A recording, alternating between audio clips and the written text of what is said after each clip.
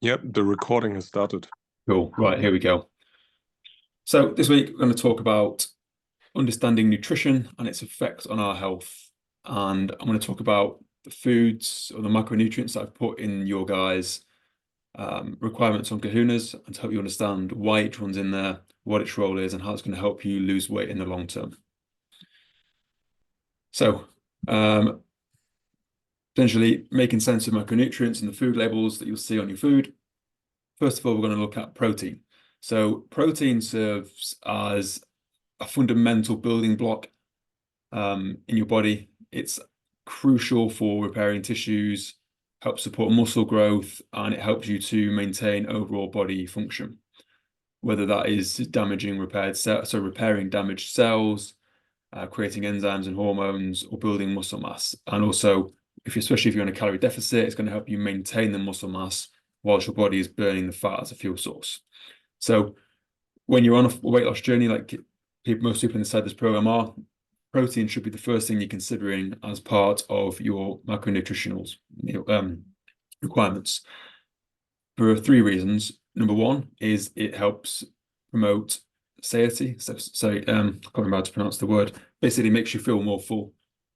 But I think when you have a big steak, how full you feel after that compared to having, say, a big bag of crisps with the same amount of calories, that steak will leave you feeling way more full.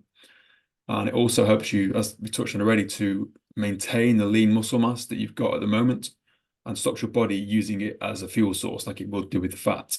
And it also helps to support your metabolism, which is kind of your body's energy production system. So every time you lift weights in the gym, you are causing a small amount of damage to the muscle fibers. Whether, let's say you've trained your back, you'll be damaging muscle fibers in your lats, in your spinal erectors, possibly in your hamstrings as well. And then to repair those muscles and make them stronger, your body has to essentially repair them better than they were before. But it can only do this if you've got a high amount of protein in your body, which you can use essentially as a building block. So I'm going to use an analogy now, which will help you understand how this works. So imagine you've got a brick wall, and 3 times a week you go over to this wall, you shake it around, you're hitting it with a hammer, and you're causing damage to it.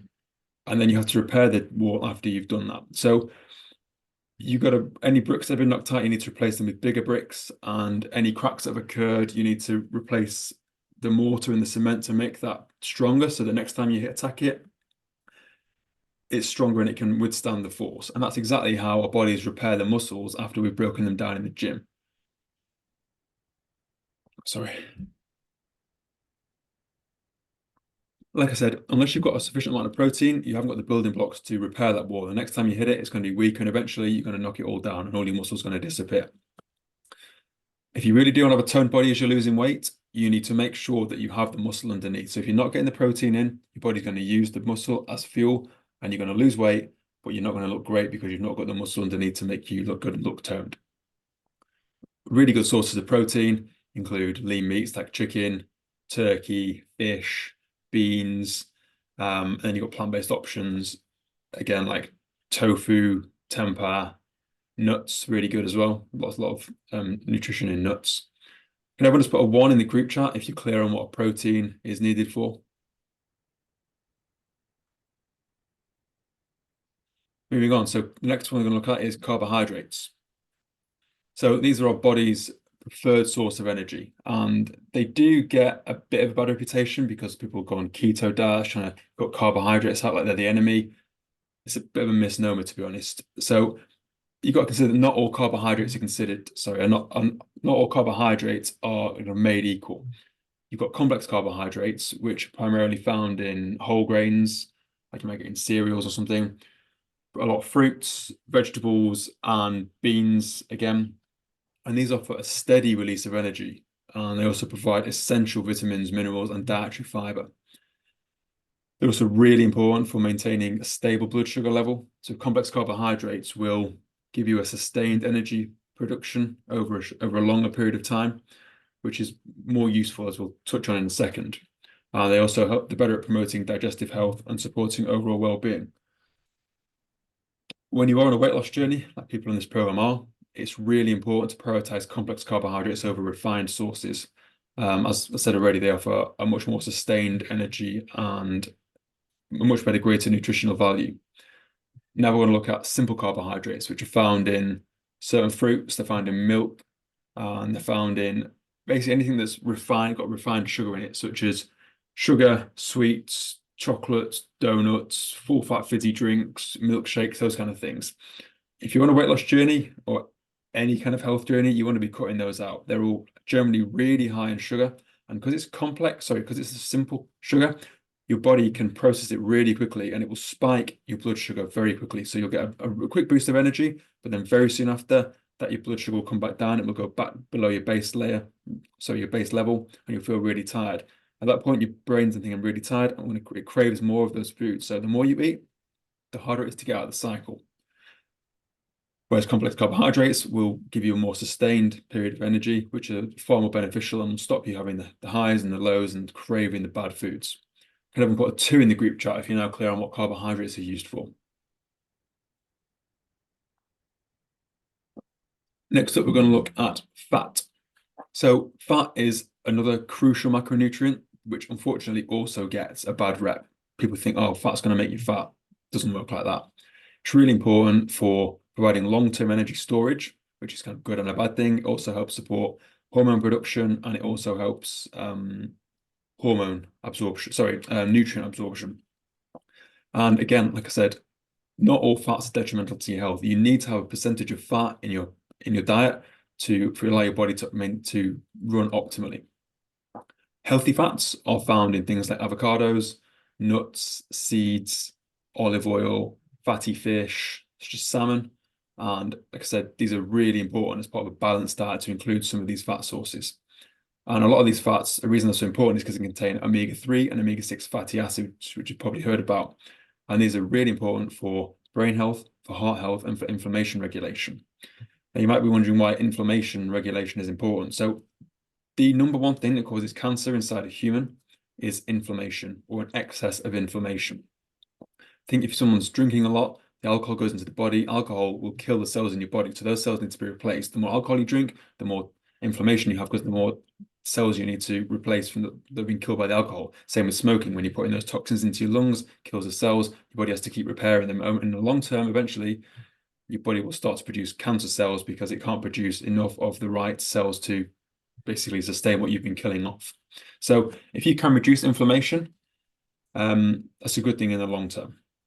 So like I said already, fat is also really good for staving off hunger, although probably not as optimal as protein because it will contain a lot more calories. So in fat, 1 gram of fat contains 9 calories, whereas protein and carbohydrates, that's only 4. So if you're having 100 grams of fat, that's 900 calories, but 100 grams of protein or carbohydrates is only 400 calories. So if you are comparing foods like for like, you need to make sure you're eating a lot less of the food as a weight than you would do with the proteins and the carbohydrates.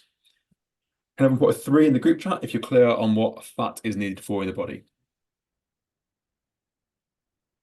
And the fourth macronutrient we're going to look at now is fiber.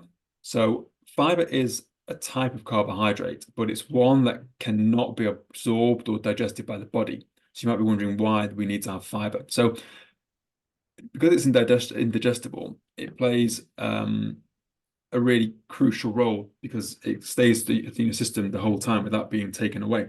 So it allows you to have better digestive health. It will help promote regular bowel movements, and it will help prevent constipation, and it will also reduce the risk of colon cancer. And now there are figures given by the government for how much for how much fiber we should eat. 95% of people are below that level, which is why if you look on Kahuna's on the app, I've given everyone a fiber target which is above the level that the government suggests that you should get, because it's quite hard to get enough of it. If you aim high and slightly miss it, you'll still be in the healthy range. Fiber is also really good at regulating blood sugar levels by slowing down the absorption of sugar into the bloodstream, which can help with weight management and diabetes prevention. So, like I touched on before on carbohydrates, if you're having a fruit that's packaged with a fiber, it almost makes the sugar behave like a complex carbohydrate because it slows down the absorption of that sugar into your bloodstream. If you're having the sugar without the fiber, it's the energy straight into your bloodstream, causing a spike, causing the crash. But you package it with the fiber, and it's way better for you. Foods that are rich in fiber include, again, whole grains, fruits when it's packaged with the fiber, so packaged with the sugar, and vegetables, nuts, seeds, and some beans as well. So fiber is also really good at helping you feel full. And so that's if you're trying to on a weight loss journey, the more full you can feel more of the time, the less calories you need to eat, the less calories your body will want you to eat. So if you can all put a 4 in the group chat, if you're clear on what fiber is needed for. We're now going to look at water. So most people don't consider water to be a macronutrient, but it does fall in the same category. And everyone inside the program gets given a water target to aim for, because water is just so important. It basically, every single function in the body is affected by water. So if you're dehydrated most of the time, your body just simply can't operate at a level that it needs to be able to operate to be an efficient body. So it's in every cell, it's in every tissue, in every organ, and like I say, it's in every single bodily function that you have. So when you're on a weight loss journey, water will also help you stay full because it takes up space in your stomach that would otherwise be taken up by food that your body wants to put in there. The amount of water that you need is determined by your size and your weight and your sex. So women will typically need around 2 liters a day, men 2.5 liters to 3 liters, especially on a workout day. So can everyone put 5 in the group chat if you're clear what water is needed for? And the final macronutrient we're going to look at is vitamins and minerals. So these are essential micronutrients that our bodies require in small amounts to function properly. So let's say you might need 300 grams of carbohydrates, 200 grams of protein, 50 grams of fat. Vitamins and minerals, we're talking micrograms, absolutely tiny amounts compared to what we need of the macronutrients, the other macronutrients, sorry. And these can be spread out in a large number of foods, such as fruits, vegetables, whole grains, lean proteins, and dairy products. And you need to consume a large array of all of them to make sure you're getting all of the right vitamins and minerals. Because if you're just eating the same thing day in, day out with a very small, kind of narrow window of foods, you're going to be missing out on a lot of vitamins and minerals that are in every different food category. Notable examples of these are vitamin C, which is really important for immune support, as in fighting off illnesses, and that is found in lemons and limes, bell peppers, tomatoes, broccoli, strawberries. Calcium is very important for bone health. You probably know that one already. It's found in milk and some leafy greens. Iron is really important for transporting oxygen around the body, which is, again, fundamental for being alive, essentially. Sorry. Found in lean meats, that's found in beans and found in cereals as well. And you'll see a lot of people taking multivitamins for vitamins and minerals. These are good, but it's been proven that they're not as effective as when you're packaging them in the foods that they are originally found in. So if you can get your nutrients from whole food sources, it's better for you than taking it in a supplement pill.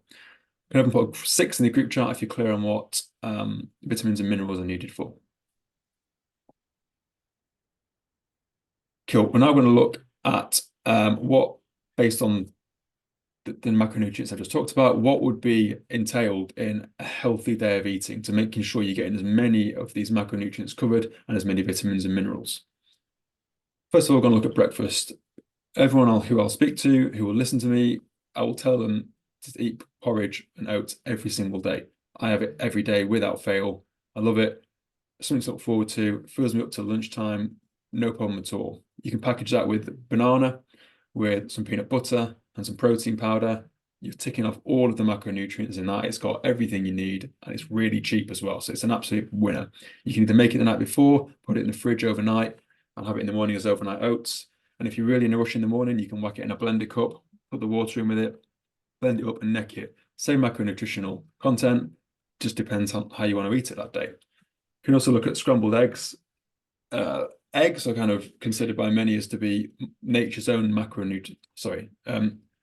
nature's own multivitamin, because the sheer amount of vitamins and minerals inside them is incredible. The protein quality from eggs is absolute top notch, and it's also got really healthy fats. Have that with some sourdough toast or some buckwheat bread, something that's either lower in gluten, or the reason I suggest sourdough is because when it's made properly, it's got way less ultra-processed ingredients in it than a lot of the supermarket bought breads. Package that with some avocado, which is a really, really high quality fat source. and some good fibre as well, and some tomatoes just to break it up a little bit. Have that with some water, tea or coffee, ideally without sugar and ideally without milk.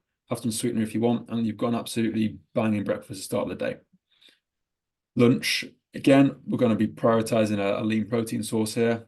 You could be looking at a chicken breast, a piece of salmon, or some tuna from a tin, or some tuna breast that you want to grill or whatever, with some low-calorie sauce or dressing, such as balsamic vinegar or some soy sauce, but maybe a bit of pink Himalayan salt. Package that with some mixed vegetables and some fruits, potatoes, lettuce, cabbage, tomatoes, cucumber, carrots. You can add some red cabbage. You could add some gherkins in there, some chili peppers. And if you really want to spice it up, you can go with some sauerkraut or some kimchi, some fermented foods, which are really, really incredibly good probiotic. This will give your gut microbiome a massive boost and really, really good for your overall well-being. Again, we're going to look at that with a glass of water, one absolutely banging lunch, covered off every macronutrient and loads of vitamins and minerals. At this point, you're on over 100 grams of protein, and your and your carbohydrate and your fat well on target, and your fiber is going to be right up there as well. Dinner, tend to go a bit more varied with the dinner. You can look at chili con carne with rice, which is going to have in lean mince. It's going to have tomatoes, peppers, onions, garlic. Put as many beans in there as you want to have. Get a big variety in there. Again, you're well over your 7 servings of fruit and veg a day already. Have that with some rice, some kind of more of a simple carbohydrate, and you've got a really well-balanced meal. You want to keep it even simpler, steak or some grilled salmon, sweet potatoes with some mixed roasted vegetables, put some garlic in them, bit of olive oil, whack them under the grill. Perfect. And if you're a pescatarian, you can look at possibly grilled fish with tomato and vegetable sauce with some brown rice, which is the complex carbohydrate in this instance. So that's a really good day of eating. You've absolutely smashed every single macronutrient, got all the vitamins and minerals that you need, and it's not too an expensive way to live your life. So just to recap there, we've got the key principles for nutrition. Sorry, key principles of nutrition for health. So focus on micronutrient dense whole foods. When you're on a calorie deficit and you've only got less calories to play with, you need to make sure that the foods that you are eating are really high in micronutrients. We're going to be avoiding ultra-processed foods because, again, they're kind of the opposite of whole foods. They're going to have loads of calories and hardly any vitamins and minerals that your body really needs. On top of that, they're quite expensive, and your body will crave more of them and crave more of them, and you'll be going way over your calorie target. We're going to be looking at portion control. So you want to be making sure that you are eating the right amount of calories every day. You do that by planning your meals and weighing the stuff out to make sure that you are on target and having a balanced array of macronutrients. So not just eating the same 3 vegetables every day. You want to be looking at a wider array of vegetables to make sure you're getting all of the macronutrients. The micronutrients. Finally, looking at hydration. So again, being hydrated is going to make your brain function better. It's going to make your body function better. It's going to make it easy for your body to burn the fat that you're trying to lose. And it's just good for your overall health, and it helps you feel fuller for longer. So thank you for listening to the presentation. If you guys have got any questions, either unmute your microphones or post them in the group chat and I can answer them now. Alternatively, if you haven't got any questions, just post no questions in the group chat and we'll move on.